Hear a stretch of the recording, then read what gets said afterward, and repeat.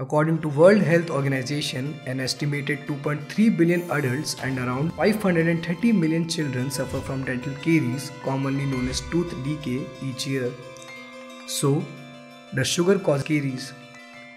Most of you will probably answer yes, and you are right in the most basic sense.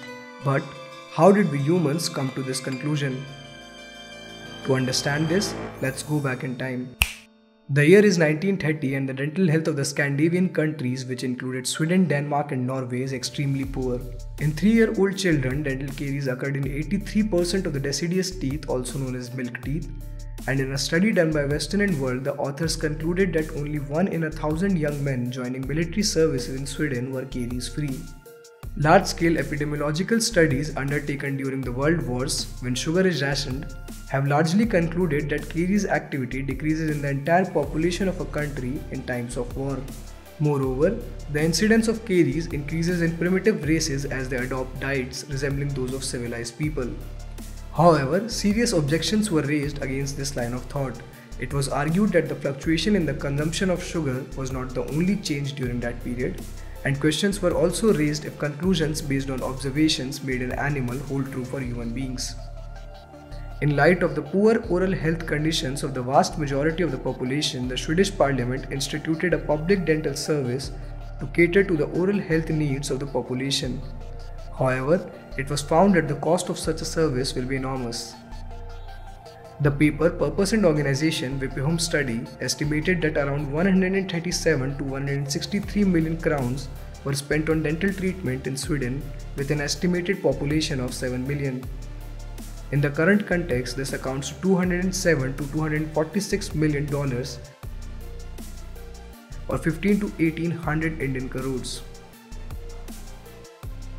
Additionally, there was no concrete proof in the scientific literature at that time regarding the relationship between carbohydrate intake and dental caries. This lack of conclusive data accounts for the skeptical attitude in the general population, and to resolve this, a definite study was needed.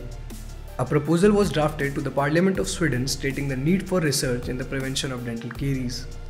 The Swedish government, in its part, asked the medical board, quote, to perform in collaboration with the Dental Institute a general investigation concerning what measures should be taken to decrease the frequency of the most common dental diseases in Sweden, unquote.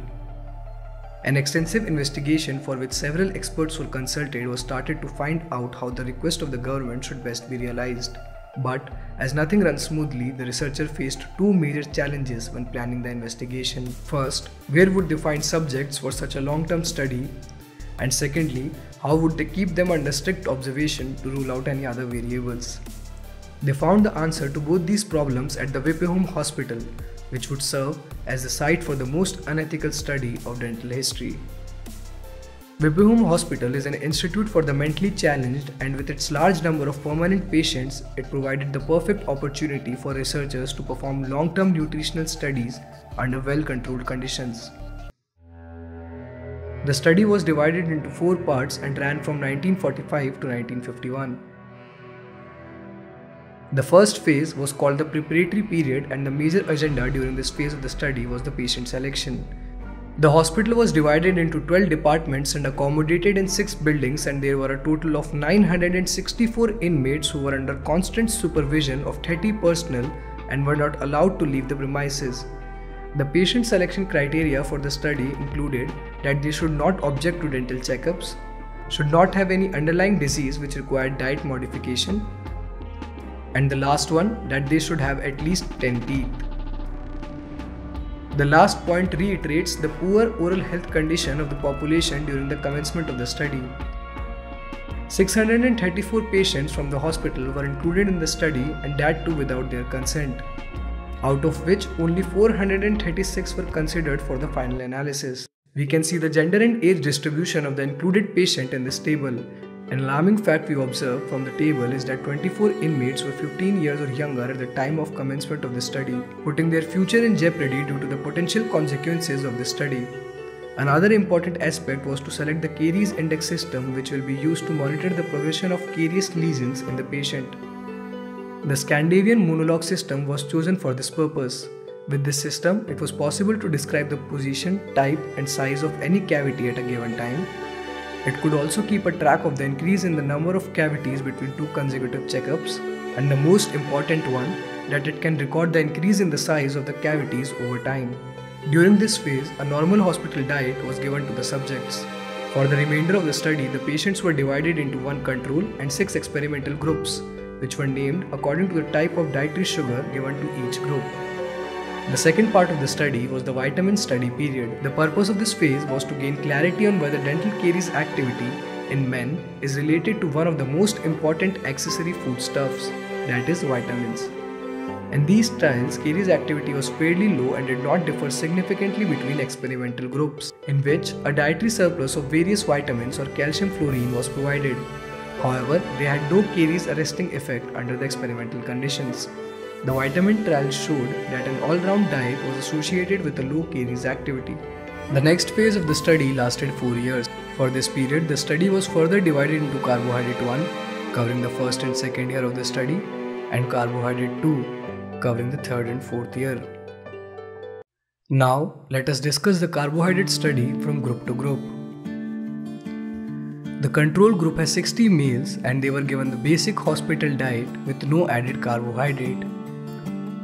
The first experimental group is the sucrose group. It had 57 males and they were given 300 grams of sucrose solution, which makes it a sugar of less sticky form, for the entire duration of the carbohydrate study 1. This was reduced to 75 grams during the carbohydrate study 2. At the end of 4 years, no significant increase in caries index was observed in this group.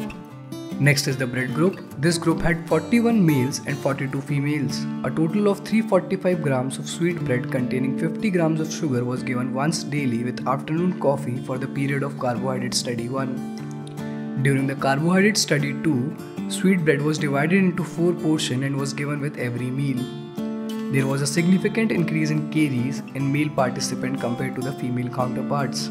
This difference was attributed to the fact that the personnel handling the female ward used to brush the participants' teeth regularly, while no such activity was recorded amongst the male participants. If you find this fact interesting, hit the like button. Next is the chocolate group. In this group, there were 47 males and 300 grams of sucrose solution were given to every member of the group during the first carbohydrate study 1. For carbohydrate study 2, 65 grams of milk chocolate was given in between 4 meals. In this group, caries increment was low during the carbohydrate study 1, but a significant increase was observed in the second period, that is carbohydrate study 2. The fourth group was the caramel group. It had 62 males during the first year of carbohydrate 1, 345 grams of sweet bread containing 50 grams of sugar was given once daily. During the second year, it was replaced with 22 caramels between meals plus 200 grams of sugar solution. During the third year, which falls under carbohydrate 2, 22 caramels were given to the participants between meals in 4 portions with a 10% reduction in the basic diet. During the second year of carbohydrate 2, no supplementary carbohydrate was given. There was a significant increase in the caries index and due to this, carbohydrate supplement was not given in the last year. Next is the 8 toffee group. It had 40 meals. A low carbohydrate high fat diet was given in the first year of carbohydrate 1. In the second year, 8 toffees plus 250 grams sucrose in solution was given to the inmates. During the carbohydrate 2, 8 toffees in 4 portions between meals plus 25 grams in sucrose was given. At the end of the study, this group showed a steep increase in caries index. The last group was the 24 toffee group, which had 48 males and 39 females. During carbohydrate 1, 24 toffees were given between meals along with 150 grams sucrose in solution. During carbohydrate 2, no supplement was given. This group showed a substantial increase in caries index during carbohydrate 1. As a result, no supplement was given in carbohydrate 2 to stabilize their condition. From empirical data obtained from the study, it was safe to conclude that there was a correlation between type and time of carbohydrate intake and the incidence of dental caries. The cost of the carbohydrate study was about $500,000 Swedish crowns. The money came via the government from public funds, from research foundation, the Swedish sugar industry and the chocolate and sweet manufacturers. The Vipeholm investigation is probably the largest of its kind that has ever been performed. Given the population of Sweden, about 7 million, the financial support given must be regarded as generous. Despite the size of the experiment, few mistakes cannot be overlooked. The investigators ignored two important observations. First, despite the increased sugar consumption, not all the subjects developed new caries lesions.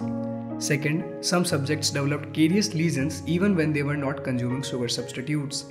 About half the subjects' teeth were completely rotten by the time the study was completed. The tooth most commonly involved was the molars. Investigators did not provide any treatment for the experimentally induced dental caries during or after the study was conducted, despite knowing the potential complications associated with dental caries. There is no evidence of any attempts made by the researchers to introduce or teach the subject population appropriate brushing techniques, which can alter the result of the study. So, was this study essential? Was it justified to destroy the teeth of this mentally challenged patient on purpose without their consent? Can we justify the destruction and potential trauma induced on the mentally challenged inmates of Whippy Home for the sake of dental research? No, the study has to be condemned for its highly unethical approach and lack of moral standings. In fact, in this day and age, the study would be impossible to get approved. On a positive note, there were 36 different studies performed in this mega project and they became the basis of many future research. This study also resulted in a race for finding sugar alternatives like saccharin, cyclamate, aspartame, and many more. If these observations and conclusions made in the investigation should result in a decrease of caries activity in Sweden by 0.5% within 1 year, it will be enough to compensate the financial cost of the entire investigation. Even after knowing all this, can we justify the moral grounds of the study? I will leave you guys with the thoughts of Professor Bo Kruse, member of the original team conducting the study at Whippy Home. Quote, "The Swedish government asked the medical board to perform the investigation at a time when information in society was far more limited than it is today. The need for the study was obvious to us as dentists. In our daily work, we encountered patients with serious caries problems which destroyed previous restorations and even required prosthetic rehabilitation in preschool children." Unquote. Making these videos takes a lot of research and hard work. Please appreciate it by pressing the subscribe button. These videos are only possible because of your support. If you want to know more about the research, check the links in the description. And if you want to watch more content about the history of dentistry, let us know by hitting the like button. Thanks for watching it. Looking forward to your comments. I am Dr. Gopal Kasat and you have been watching Dental Canvas.